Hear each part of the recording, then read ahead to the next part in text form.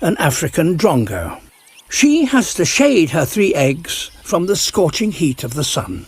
As soon as the chicks hatch, she will form an immediate bond with them that is unbreakable, whatever happens. After hundreds of hours of incubation, her first chick. Now the hard work really begins, because the newly hatched chick needs food.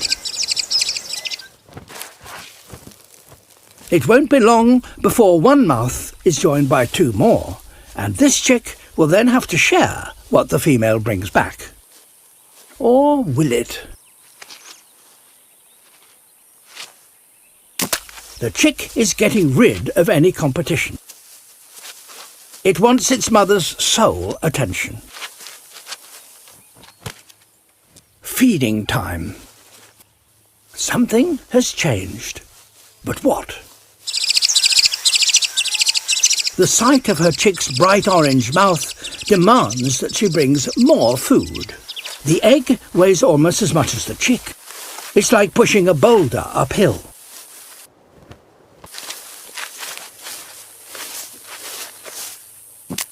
The mother's brood has been reduced to just this one chick, and it now has her total attention.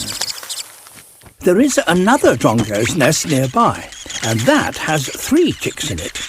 But they don't look quite the same as hers.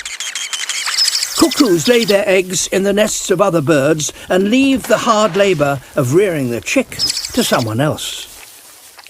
Over at the other drongo nest, the chicks are now fledging. Their parents have succeeded in producing their very own next generation, while she has raised a monster.